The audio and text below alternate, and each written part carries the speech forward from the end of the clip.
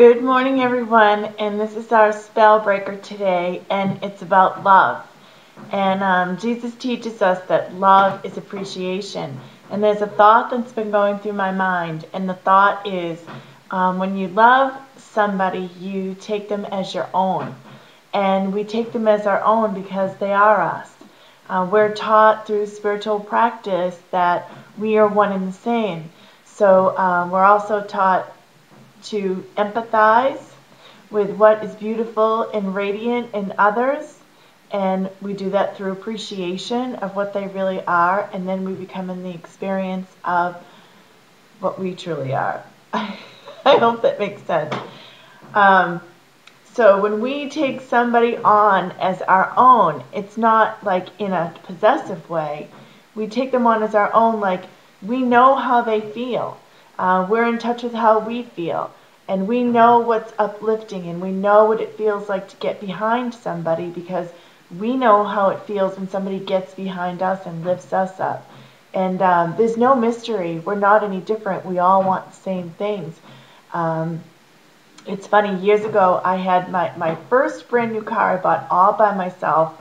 When I was in my 20s, I bought a blue Suzuki Samurai. And as long as I owned that car, every time I went out into the driveway and got in it, I loved it. And my car dealer put in these German speakers. I don't even know what they were, but they were great. And I would play tunes and sing and look at my little kids in the back seat, and I always appreciated that car. I didn't lay across the hood of it and keep anybody else from driving it. And I didn't park it a mile away from the store because I didn't want anybody parking near it. I appreciated it, and I shared it. I shared it a lot. A lot of people drove that little Samurai. So love is appreciation, and when I love somebody, I take them as my own. And you can see where this is not at work in the world, where selfishness kicks in, where parents don't take children as their own, and friends don't take friends as their own. And it's not that we're bad and we're guilty when we lose sight. It's just that we forget what our function is.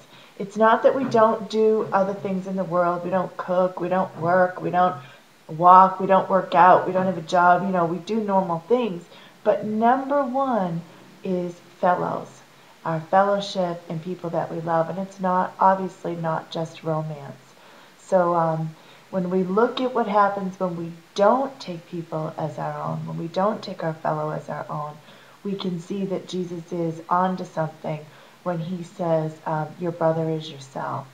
So anyway, that's the spell breaker for me today. And I watch these things later on to remind myself. So have a great day.